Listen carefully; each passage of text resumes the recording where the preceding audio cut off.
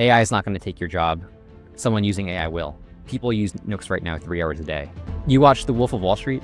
You know the scene where Leonardo DiCaprio is making calls on the sales floor, selling penny stocks, and then everyone kind of gathers around and listens. The sales teams are using similar features to be able to make calls together. In sales, that little tip above the surface on how reps spend time is talking to prospects. But all the stuff beneath is you need to find their phone number, you need to go look at their LinkedIn, update the CRM, and AI can do most of this job. You used to be able to make 50 calls in a day, and now you can make 150. Naturally, we tend to move really fast and have a ton of ideas and trying to be executing in a lot of different directions. And part of that is like ruthless prioritization too. As a small startup, you can do anything, but not everything. And you need to actually pick your bets. Otherwise, everyone just burns out.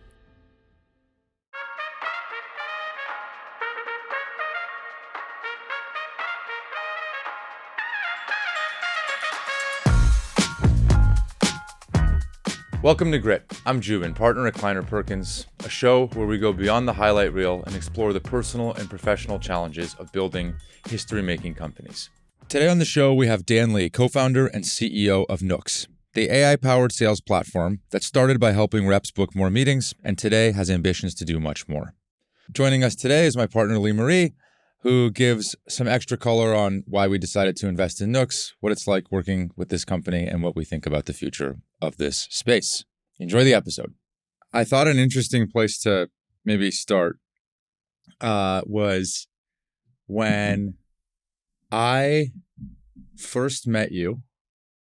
It was pre-us investing, maybe right around investing. Have we invested yet? No, I think it was on the phone, right?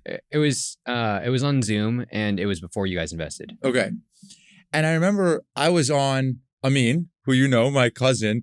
I was in Montana for his bachelor party, and you and I were on the phone. And it was like supposed to be a pretty quick call, like get to know each other. And the next thing I know, it's like full on, like we're like built, like he's like asking very detailed questions about sales leaders and go to market and company. And we're talking about what other people could potentially be involved in the round. Next thing I know, it's like an hour and a half. And I'm like, oh my God. And he's like, by the way, like I have more, like, can we keep talking? I'm like, we should, like, I think we're going to keep talking for like the next 10 years or something. But like, I realized right then and there that Dan is insatiable. Like he has this, I can't be the only person that tells you this understated relentlessness. That's like, it's like cloaked in a very like soft demeanor that underneath is just relentless. There's people tell you this, right? Yeah. My elementary school teacher is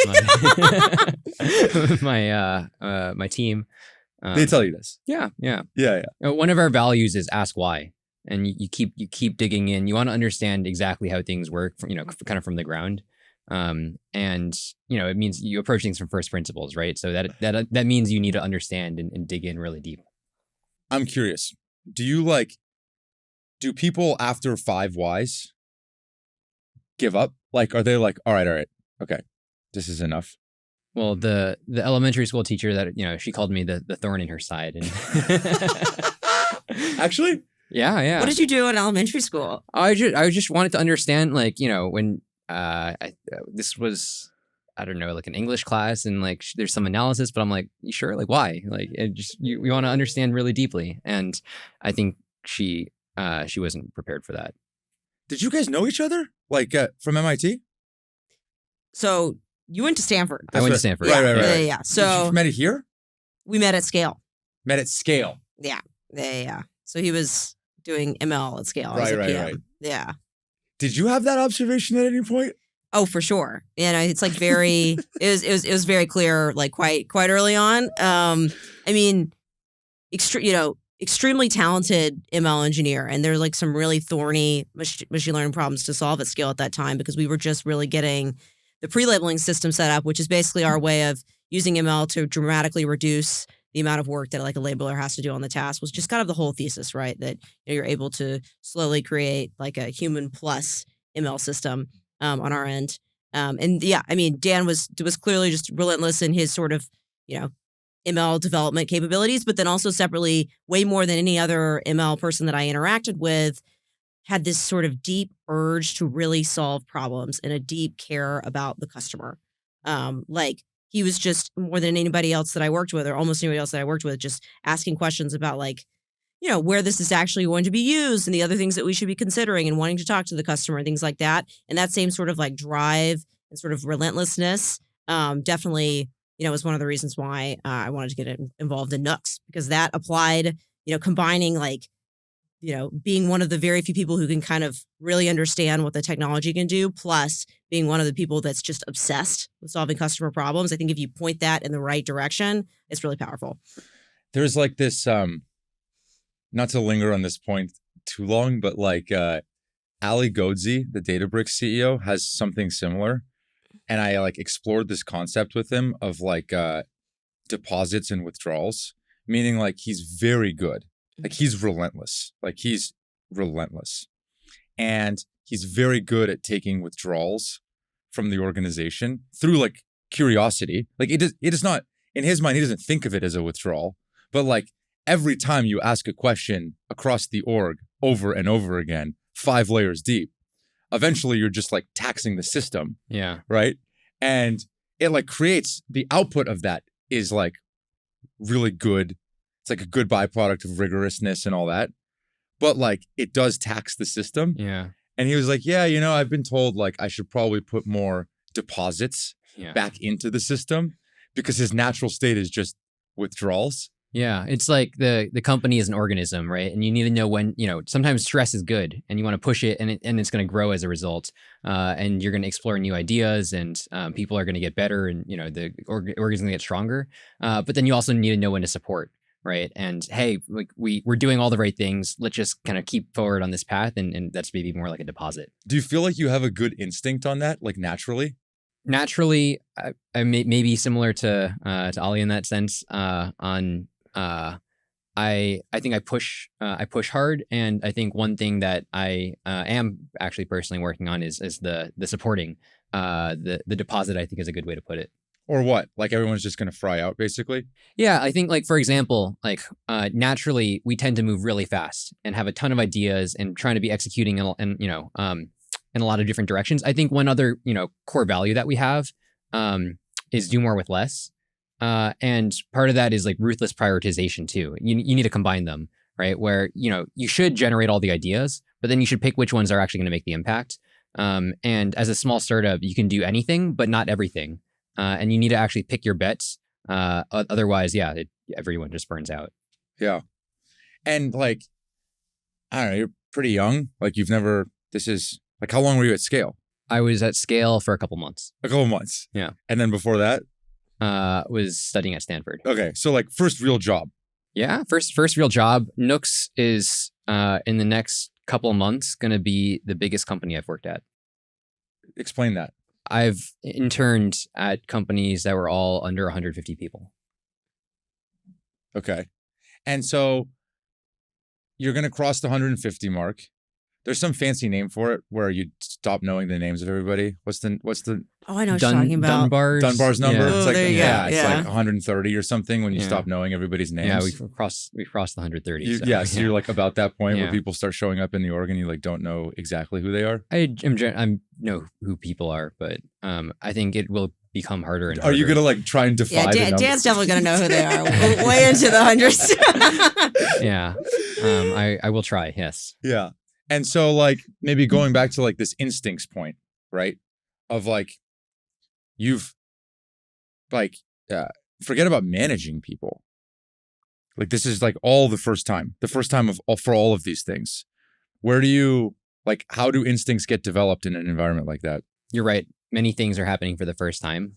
I think there are some positives and there are definitely some drawbacks. For example, like probably if I were to have done things again, I would make fewer mistakes.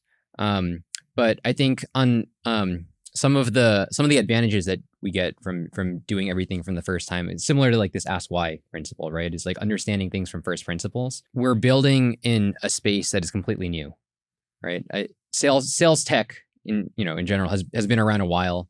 But the opportunity now is completely new, where sales tech companies of the past have competed by taking budget from each other, and today it's actually this new opportunity where instead of software being like a tool that people use, AI can now help you do the work. And I think this actually means reimagining not only like kind of the assumptions that are backing like the bets that we're taking, but how you build the org, the people that you hire. And I think again there are some definitely some drawbacks, but I think a lot of advantages in doing it for the first time and building our own company, not someone else's. You just brought on a new CRO, and when she and I were talking about her experience going through the interview process with you, and she's like seen this story before and built companies through like from 0 to 100 million. And I was like, so how was it with Dan? Like, what did you think? And her first response, I don't think she'll mind me sharing this, is he knows way more than I would expect about a lot of non-engineering things. Like he speaks incredibly credibly to like sales stuff, which like founders that have been doing it for a very long time don't do. So anyway, kudos to you. I don't know how you figured this stuff out, but it's probably by asking a million whys. By asking a million whys, by doing it ourselves. In the early days of Nooks, Rohan, Nikhil, and I, we picked up the phone and started calling people saying, hey, please use our product. So I think asking a lot of whys, building like the customer empathy, doing it ourselves, right? We're building, we're building a sales team, selling to other sales teams. So it's important we're the best at it. Yeah. Can I tell you? So I'll give you a relentless story about Dan. So I was at their new office. Have we moved in yet? Not yet. Soon. Beautiful. Touchy subject for the team. Okay. Yeah, very soon. And I don't know, do the normal, like, just give a talk about whatever. And then Dan and Hannah, the new sales leader, are like, all right, like, we're thinking of getting a small group of us together and just like reviewing stuff with Jubin. And immediately I knew, because of Dan, like what that meant, which I said, what did I say? I said, for those of you that aren't invited to this session, don't worry. I don't think you're missing out on anything. This is the part where Dan takes his entire pipeline and then interrogates me about who I know within any of these existing accounts. That was a good read. Yeah, it was predictable. When the company is like, now it's Series B, like real revenue, like you're doing, like you're solving real customer problems for a lot of people. You have a team of, call it 150 or so and growing. Like, do you feel like you have something to lose? Meaning like it's not really house money anymore. Like you got this big office, you got this huge lease. You have all these people working for you. They have like families. They're making bets on you with regards to their family. I don't know. Does that even cross your mind or not really? Oh, 100%. I think like on one hand, we're very far from our goals. We're very far from like kind of the outcomes that we expect to achieve. But at the same time, of course, yeah, I have 150 people who work at Nooks who believe in the mission, and it's really important that we can't let anyone down. We have even thousands of customers that depend on Nooks. They make more money when Nooks works better, right? And earn customer love. Again, another one of our values. This is our most important value. Where if there what we have to lose, right? There's the team, and most importantly, there's the customer. And I think the opportunity cost of not executing on our goals would be letting them down. Yeah, Leigh Marie, when like, how do you manage a personality like that? That's like so. Like we could be sitting here in 5 years, hopefully we are, and you're at like 500 million of ARR, and we'd be having the same conversation. You'd be like, Jubin, we're not even near our goals. Like I suspect that will go forever. How do you? I don't know. Like how do you think about that? So I think one thing that's really important to underscore when it comes to KP and the partnership with Nooks, KP, we are I think over 52 years old, and in the whole history of KP, we have not invested in a sales tech company until Nooks. And, why is that the case? Well, as kind of Dan was saying earlier, historically it's been all about tool use, like the tools, the really crowded stack that salespeople use in all the parts of the different job to become more efficient and to make better decisions.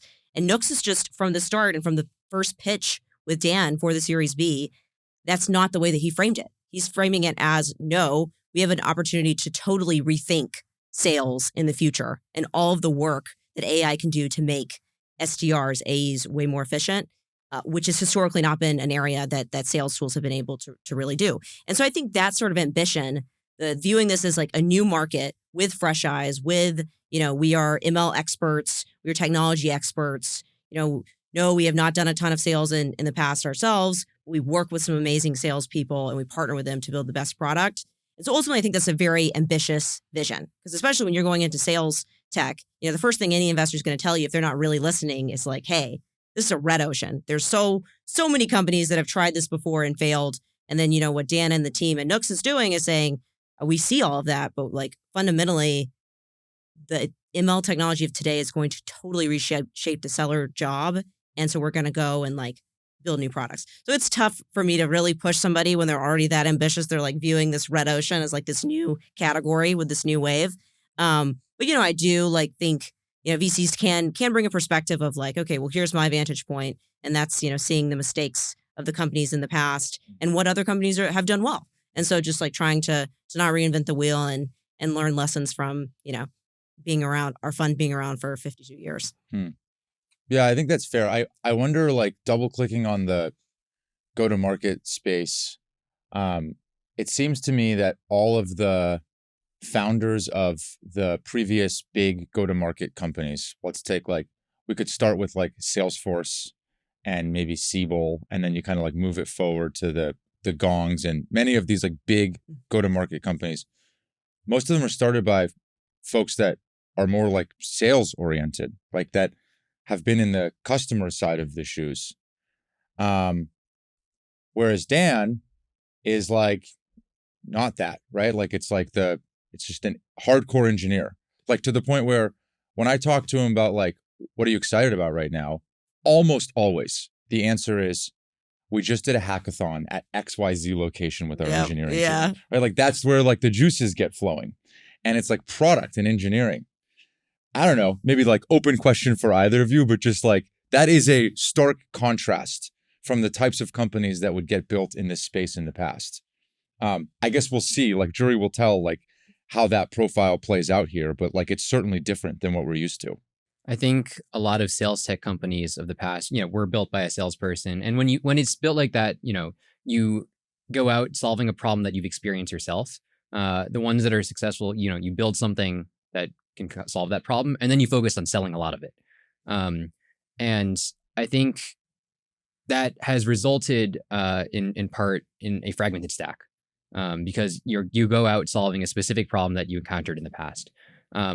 While today AI, I think, kind of flips it upside down, where solving problems of the past is just a very different paradigm, because the job is going to change in the future. And I think, what we're talking about, like the ask why, like the first principles thinking, because we know the job is going to change, how do we build, instead of, solving problems of the past, for the job of the future? Yeah. It's the thing that I loved when I first started talking to you, Dan, was that it had the same feeling of Glean, which I describe as the grandma test. Like you can explain what the product does in like 10 words or less to your grandma, and they just kind of get it. And the initial use case that's really spreading right now is like the, enabling folks to make dials more effectively, right? And do cold calling.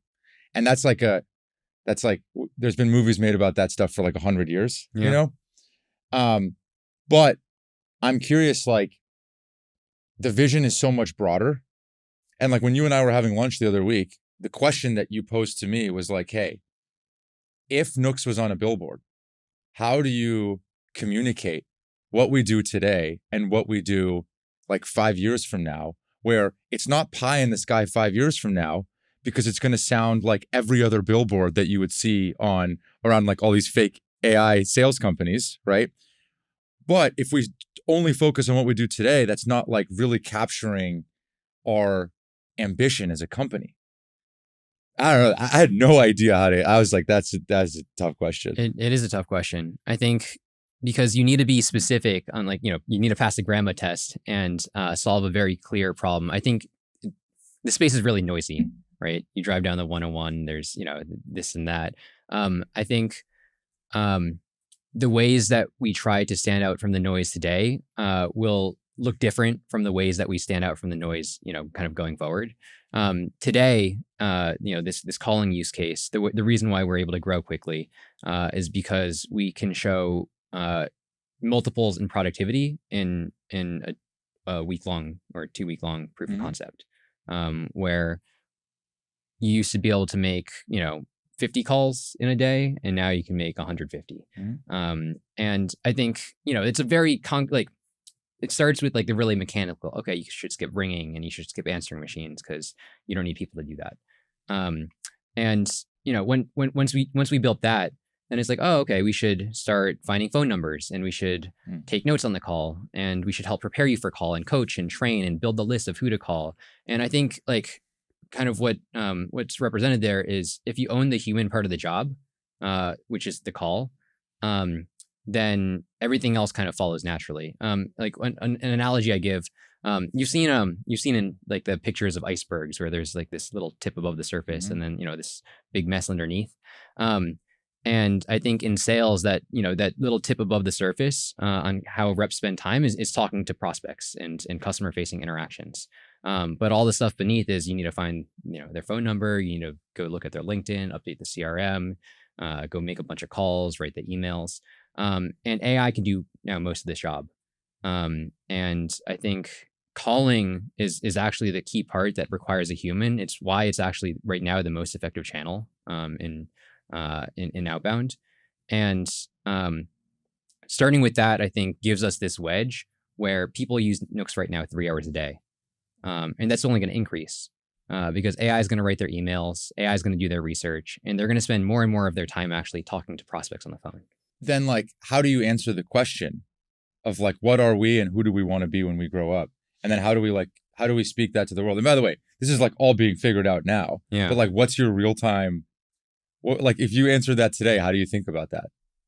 And it's confined by like a billboard. Like that's the challenge, right? Like it's not like go to a website and you have a bunch of surface area that you can use. Yeah. It's like you have 5 seconds to capture someone's attention. Yeah. Well, one idea we're playing with is AI is not going to take your job. Someone using AI will. And I think it is actually nuanced because sales, I think, is actually very different from a lot of other applications of AI. If you think about AI for self-driving cars, for customer support, sales is maybe more like recruiting. And I'll explain. In support, you have a customer trying to answer a question, or in self-driving car, you have a passenger trying to go somewhere. And actually, the ideal outcome is probably end-to-end automation, where you can answer a customer's question faster or deliver a passenger to their destination. And sales buyers are not normally trying to buy something, and they can only buy one thing for a given use case. So if AI lets you scale something to infinity and do it end-to-end, then the result is you end up spamming a buyer. So I guess we view sales, it's more of a grow the pie like type of use case where when AI lets you do more with less, it's like a parameterization question. Do you do the same by cutting, or do you actually do a lot more by investing the same or even investing more? So as a result, sales has both like kind of this art and this science component. Like the art is what's, the tip of the iceberg, right? Like that's the customer facing interaction. That's where, you're leveraging EQ and building relationships.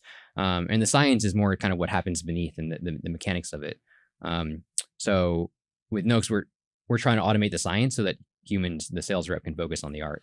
In the iceberg analogy where AI can do whatever, 95% of the stuff, I guess like in your day-to-day with you and the engineering team, can AI do 95% of the stuff? Like today, like, is that like, hey, assuming X rate of progress, we believe that by the time we get to this point, the AI will be able to do it? Or are you like, no. Like today it can do 95% of the stuff that a salesperson would otherwise do? Yeah, I think the stuff beneath, the stuff beneath the surface. Yeah. AI is already smart enough to do most of that. You actually don't need much progress. There are like 5 to 6 million like sales reps in the U.S. Outside of retail. And if you think about like the jobs that they do today, they spend time closing deals and they spend time sourcing deals. Closing, this is the human part of the job, right? This is where you're taking someone to a steak dinner, you're meeting a bunch of different stakeholders on Zoom, and AI is not going to 10x your productivity there, right? Because you're limited by the time in your day. But on the sourcing side, that's where you're writing emails, you're making calls, you're doing research, building lists, and AI can do most of those jobs today. And you use ChatGPT, Claude, Gemini. It's smart enough to write every sales email, clearly, right? And I think the challenge, in part, comes like it's actually a product challenge. One of the biggest pieces is because there's a fragmented stack today. It requires human glue to be shared context across it. So, for example, when you're writing an email, it means a seller needs to know what happened in the call. They need to understand, pull the notes from the CRM to understand the full context in order to write that email. But now that AI is capable of writing emails, it's a really big bottleneck for a person to need to remember all that context. So, like, this is an example where ChatGPT is smart enough if given the context. But there's this product challenge in kind of pulling in the right data and context, and making sure that the outputs are kind of human acceptable. I think it informs how you build the team, how you hire, and also the types of problems and kind of sequencing that you start with. Do you think, maybe a question for both of you, Dan, I'll start with you, and then Leigh Marie. Like, there's a very trendy thing happening in Silicon Valley right now, where everybody's basically saying like, oh, you can build a $1 billion company with like 10 employees or whatever. Like, that's going to happen, right? That is like, if you listen to Dario at Anthropic, and like there's a lot of people that are saying that right now. I have a school of thought, but I like Parker Conrad's the most, which is like, everybody says that. And then your competitor goes and raises a huge round and then hires like 50 salespeople and like 30 more engineers. And all of a sudden, like, guess what? You're going to go do that. I don't know. I'm curious, like, is that, I don't know. What's your reactions? I totally agree. Yeah, it's been interesting. I mean, as an investor, just kind of in AI broadly, it has been, shocking how quickly consumers have like taken a hold of just using ChatGPT for search. Really sort of Gen AI becoming this integral part of a lot of consumers' lives. But then on the flip side, another thing that has surprised me a ton is just how slow the intake of AI is into the enterprise or into larger organizations. Because as Dan was saying, like, there are all these, even if the models are very intelligent and they continue to get more intelligent, there are all these product challenges to actually sort of close the loop in making very reliable agents. And so it's one of these things where, yes, eventually, you'll probably see some, team sizes potentially go down or roles changing in a certain way. But at least in the short term, you're absolutely right. And there's this urgency right now because there is this moment in time when these huge companies are going to get built. And yeah, you're going to see your competitors hire more people, especially in a human dominant field like sales, a relationship dominant field, especially when you're dealing with enterprises. And so, yeah, it's definitely, encouraging to see teams seed strapping and they raise some funding and they're able to sort of surpass people's wildest expectations in terms of how far they can get. But I think ultimately these markets are so competitive or going to be so competitive that you have to, still take some lessons from building SaaS companies. And yeah, I think there's this also interesting question of like value creation and value capture. I think you're able to create a lot, or a smaller team today is able to create a lot more value than a smaller team in the past because they're enabled by AI and a lot more efficient.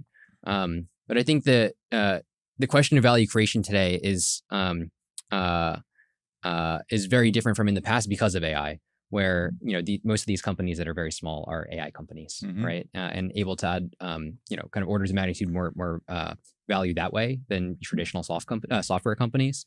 Then I think the value capture question is, can they meaningfully differentiate from the nearest competitor? Because if these companies are not able to meaningfully differentiate from the nearest competitor, then they're not going to be able to capture that value, and they're not going to be able to be a big a big company in the long term. So that's where you get into, okay, you need a competitive advantage. You need to invest in the team. And to your point, right, then that's when you see, okay, like our competitor just raised a lot of money and hired a lot of people. Probably you should be doing that too if you're going to stay competitive and capture the value. Another thing I'll say is I would be thrilled if any competitor of ours at Nooks or any competitor of any of my portfolio companies replaced any of their SDRs with the AI SDRs on the billboards. Right, I would be thrilled because in practice, it is just, it is total, maybe in very small certain use cases, you can sort of automate some amount of SDR work today, but certainly not, it is nowhere near sort of the power of a AI charged human SDR. And so, I think all of that is a bit, marketing fake news. Yeah, that's fair. Dan, when you were leaving Scale, did you know that you were going to start Nooks? No. And you dropped out of Stanford? Yes, gradually. Can share kind of the Please. story there. Yeah. Gradually dropped out. Do your parents think you graduated? Yeah, exactly. No, I can share the context there. So at Stanford, studied AI, computer science. Met my co-founders early freshman year. I think Stanford was, I think, a really interesting time for me. In high school, I was really into science, really, lots of science experiments, science research. Actually, I took AP computer science in high school and really disliked it. Came into Stanford and actually, met folks like Rohan and Nikhil, my co-founders, a bunch of other really impressive friends, who were top 10 in the country at something or another. And I got major imposter syndrome early on at Stanford. Everyone, Rohan and Nikhil, they had been building apps and computers since they were in middle school, and others were winning in the random science Olympiads. Another thing that I'd seen is everyone was studying computer science. Like all my smartest friends were studying computer science, and I was like, oh, I think I'm missing out. They were talking about all these AI concepts. Rohan and Nikhil, they got first prize at the final projects in the computer vision machine learning classes at Stanford. It was mostly PhD students. So I see all this going around and I'm like, shoot, I think I'm missing out. So I ended up speed running the computer science courses. I tried the first one, really liked it, so I kept doing it. Define speed running. I don't know, taking 4 or 5 classes. I finished. So for context, I stayed at Stanford for about 2 years, and I finished the computer science degree for the most part in that time, without having taken really any computer science courses up to that point. Yep. Okay. And casual. Pretty wild. Casual. Yeah. Did it come easy to you? My mindset changed at Stanford. I was surrounded by just much smarter people than myself, and which you weren't used to, which I was not used to at all. And I think it really kind of shifted my mindset. I think I started thinking a lot more logically, whereas before that, classes, it's more like memorization, right? And it's you do your flashcards and pass the tests. But I think while not everything is super practical, but it gets you into this frame of thinking, this problem solving frame of thinking, that I think really unlocked a kind of new way of doing things for me. But anyways, we were so talking. You speed run through it. Yeah, and was that the goal? The goal? No, I never thought Nooks started as a project. But was speedrunning your CS degree the goal? No, I was trying to catch up. Like, my friends, they were taking these grad level classes like early freshman year, and I was like, oh shit, I'm behind. But did when you were like, there's to kind of poke at this a little bit. Yeah. When you're like in class doing double the workload of most other people to finish in half the time. Yeah. Not genuinely actually that interested in the subject, or maybe you became interested in it, but like that wasn't your calling growing up or whatever. Yeah. Like, did it come easy to you? Did the concepts come easy to you? I think it came easier to me than some of like I was able to catch up pretty quickly. Like, do you think after that you could write code as well as your co-founders? Yes. Would they agree? Yes. Yeah, that's like that's just like savant like. That's so crazy. Okay, so you speed run through it. And then you get through and you get your degree. No, so I actually would need one more quarter to finish Stanford. I stopped. I didn't know any of this, by the way. Yeah. I had no idea. I stopped in junior year, like the beginning of junior year, and started working at scale. And I think. Sorry, when you say stopped, yeah, what do you mean stopped? Oh, I like stopped going to school, started working at scale. But you didn't drop out. I intended to go back. Okay. Yeah. And I was optimizing in going to scale in starting to build Nooks as a project. I was always optimizing for learning, where I'd done a bunch of the computer science classes, and I was like, okay, I'm gonna learn more by going and working at a company surrounded by a bunch of other smart people. And then in starting hacking on Nooks, my rationale, hey, I've mostly done AI research, applied AI work.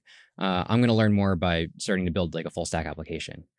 And I think until we decided to raise money and turn Nooks into a company, learning was really like kind of the primary and only objective. I think since then the motivations have expanded to be one, surrounding myself by a team that's smarter than myself in some way, which is I guess related to learning, but just building a great team helps you enjoy what you're working on day to day.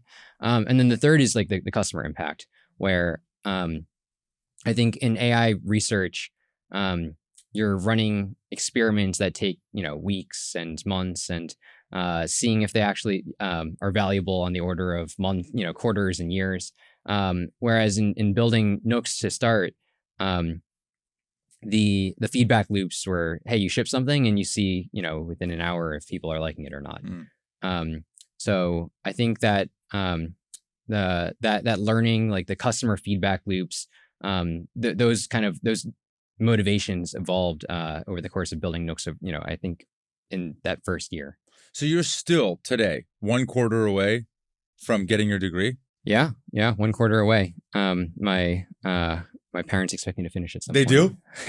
Yeah, You're like the athlete that gets pulled out of like college early, and then the athlete goes back after like a 10-year career to like finish their degree. They should give you an honorary degree. Yeah. Yeah. Yeah. Can't they just take care of you? We'll see. Let's.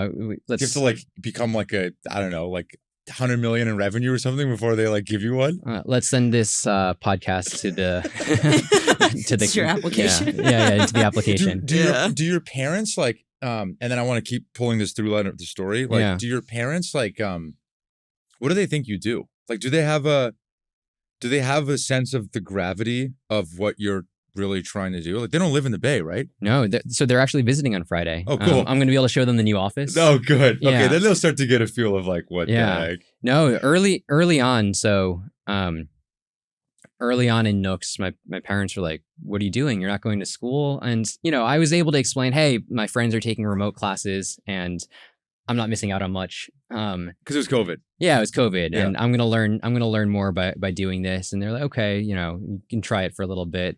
And I think as I've gotten more and more serious, they've been supportive. I think my mom has done a bunch of startup stuff, and she kind of gets it. My dad actually. So my family growing up, we had a family sushi hibachi restaurant nearby, kind of like Benihana. Yeah. Yeah. I'm going on Saturday. Yeah. Oh, really? Yeah. No way. And growing up, I spent a lot of time at the restaurant. I folded napkins. I helped paint the ceiling. In high school, every summer, my dad said, "Hey, if you don't get a job, you're going to come work at the restaurant." And I took it more as threats than I should have. And I was like, "Oh shit, I got to find a job." So I actually, unfortunately, I didn't work at the restaurant, which I really wish I did now. But kind of found jobs every summer. So I think like my parents have, they having run a small business, and they kind of understand, they understand what we're doing. I think I am very excited for them to kind of see the new office and see how much we've grown. For a couple of weeks, we actually Rohan, Nikhil, and I were working out of my parents' house. For another couple months, we were at Rohan's basement in Virginia and Nikhil's family's house in Cupertino. So I think they've been proud to see the evolution of the company. And when you started jamming on Nooks, built a full stack application in your words. Yeah. It started to get some traction. Were Rohan and Nikhil involved at this point? Yeah. So the way Rohan got involved, I was showing him the very early versions. This was like a couple months in, and he was like, "Hey, that button's off, and this feature, you should add this feature." And I was like, "Dude, just like help me build it." Like, and that's how Rohan got involved. And then Rohan and Nikhil were roommates. I was like a quasi roommate of theirs, but yeah, they were roommates. They've published papers together. I think, Rohan joined and started working, and Nikhil's like, "Hey, wait a sec, like, I'm ready too." So we all got started, together very early on. So you all go from one basement to another basement to a third basement. And at what point does the reality start to set in that this is like not just a project? I think so. In the very early days, so our first users were Stanford classes. Like, I guess I can share the original idea behind Nooks. Mm-hmm. It's evolved a lot since then. But in the early days of Nooks, I was interested in two problems. One was the remote work problem, because it was early days of COVID. Everyone's working remotely, and can you build like a virtual office where people can collaborate like they did in person? And then, the second problem, if you get that working, like this virtual office, then can you make it smart? You have a lot of data on how people work, what are best practices, winning behaviors. So can you automate the feedback loops and help people get better at their jobs? Help actually automate some of the manual parts of the job. And we spent a lot of time on like part one of like, kind of building that virtual office, remote collaboration. At Stanford, I was on the ice hockey team, and a lot of my friends on the team were actually TAs in the computer science department. And I showed them the early versions of Nooks, and they were like, "Oh, this seems useful for office hours." So actually, it ended up being this. A lot of the Stanford computer science department used Nooks for office hours during the pandemic, and that was like one of the kind of early initial use cases.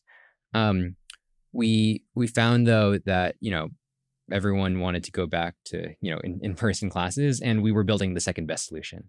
So that's when we realized, hey, actually, let's find something where we can actually be ordered. How can we be a 10x solution rather than like a second best? And ended up having a lot of startup teams using Nooks. So product, marketing, engineering, sales teams. And we found that sales teams were actually the most engaged. And that's how we got into kind of where we are today. You watched The Wolf of Wall Street? You know the scene where Leonardo DiCaprio is making calls on the sales floor, selling penny stocks, and then everyone kind of gathers around and listens. So it was kind of that use case for how they were using like the virtual office. Like the original features we had, for the Stanford classes, we had a way for students to watch lectures together, and you can kind of like whisper and talk to each other like during the lecture. So kind of like you're actually in person. And Stanford actually wanted to pay us. Like that was kind of when we realized, hey, actually, let's take a step back and explore these other use cases. But the sales teams were using similar features to be able to make calls together. So you could listen to each other's calls, give each other live advice and coaching. And We ended up spending a lot of time. I mentioned, making cold calls ourselves to, say, hey, please use our product. And that's really how we built empathy kind of for this problem and got into the space. Because if you ask me, coming from an engineering background, I thought sales, that's a dirty job, right? Mm-hmm. Like, why don't you build products that sell themselves? Mm-hmm. But God. I had a penny every time I heard that. Yeah. yeah. And I think spending a lot of time with sales teams using Nooks in the sales floor that we had built, trying to sell Nooks ourselves. That's actually how we've gotten to understand the problem as deeply as we have. I mean, I think the background too was helpful in that, maybe if you had been a salesperson, you would have thought, oh, well, the power dialer space, that's like already won. Like there's nothing really to do there. And I think coming and like actually hearing, no, there's actually all these pain points today. You can make something much better for cold calling. And then also organically just like figuring out, I mean, I didn't know this until somewhat recently, but just the prevalence of cold calling now relative to emailing is huge. And so I think just kind of like figuring out those things, I mean, it makes a lot of sense kind of given sort of the team's very, very strong technical and product background. But yeah, it's like these sort of non-obvious insights that have enabled them to build this product where I think it's one of the only products of companies that I work with where I literally will go to meetings with founders and they will beg me, hey, Leigh, can you please, I know we're a small team, but can you please get us on Nooks? Awesome. It's crazy. Yeah. Yeah, I think build like we were talking about like when AI lets you do more with less, right? Do you do more with the same or do you do the same with less? And I think sales is one of those like grow the pie use cases where you can actually separate yourself from competitors by investing. And I think it's a lot of fun to be building a product like that. Well, this is back to my analogy of like, this is like the Glean analogy. This might be a weird one, but like it does remind me of Glean because at the time, no one is like waking up thinking about enterprise search as like the problem that they can't wait to go solve. And frankly, like for decades, companies have been trying to solve just that problem, right? Like Google's been trying to solve it. Then there was like there's a graveyard of companies after that have tried to solve it. And I've been doing I started my career doing cold calls. Like I started my career doing cold calls and a lot of them, like 70 a day. And then at some point, like my startup like didn't have product market fit. So I was like, well, I need to do more cold calls. And so we like bought, I asked Dan if this solution still exists, which is crazy. It still does, like connect and sell. It's like, I can't like, I hope the CEO's not listening or something, but like, it's terrible. It's just like a terrible product. And like, it's like ancient. It would be like using like, I don't know, it's ancient. I would make a cold call and then I would hear the click and then the prospect would hear the click and it was like over before it started, So my point is like, but like the way that you've developed the solution is just like a elegant way of making something old new again. And everybody thought like, oh, sales is dead, cold calling is dead, prospecting is dead, products sell themselves. And like, turns out none of that is true. And I think if you can build an elegant solution the right way, similar to Glean, like now you have the right to go do a whole lot more. Yep. You know what I mean? Anyway, more of an observation than a question. Yeah. No, I think, to your point, like calling automation, there's a history of like calling automation. Calling automation is similar to email automation in that like you don't build a sales team today without an email automation tool because you don't want to pay reps to manually bulk send emails. And I think the sales leaders of today are actually realizing you don't want to build a team without a calling automation tool because you don't want to pay reps to listen to ringing and answering machines and finding phone numbers. And this is like very mechanical, right? It's like, this is not sexy. It's not like, most people when you're thinking about AI, it's like, oh, build the AI account maps and the churn prediction. And it's kind of more on this intelligence layer. Whereas this starts actually more on the action layer, right? And doing the work. But I think the secret is that if you can do the work and that then allows you to own the human part of the job, there are actually a lot of virtuous cycles that you benefit from. Where if you help people have more conversations, then better who to target because you see who's saying yes and who's saying no. If you help people have more conversations, you know what message resonates, and you can help coach and train the team. So I think like starting from this entry point has, that's one type of feedback loop where you help other parts of the product get better. Another actually is in because our customers spend 3 hours a day on average using Nooks, and sales reps make more money when Nooks works better. We have every customer in Slack with us. We have a Slack channel with every customer, every user. So thousands of sales reps that I can DM and say, hey, please try this, give me feedback on that. And everyone is super excited to give us feedback because as Nooks gets better, they make more money. So it actually, I think product velocity is one of the things that sets Nooks apart in the space, where we're able to move way faster than anyone else. Not only because we have the best engineering team and we're able to build the fastest, but we're able to point it in the right direction because we have those tight feedback loops. This is a weird question. When Stanford was trying to pay for the early product, were you embarrassed by the product? Do you feel embarrassed? Do you even have that emotion? Was I embarrassed by the product? I think in retrospect, the product that Stanford was trying to buy, yes, I would probably be embarrassed by that product today. Am I embarrassed by our product today? Right now, no, definitely not. I'm very proud of our product. But if you ask me, 3 years from now, I'll probably be embarrassed. So I think hindsight is 20/20. And do you buy this idea that what you work on should be your life's calling? Meaning right now in AI, there tends to be flies going towards lights of products that people want themselves to feel passionate about building. So the coding one is a great example. Every engineer wants to make engineers more productive, right? And they want to work on engineering productivity tools. So there's 50 of these coding companies, at least.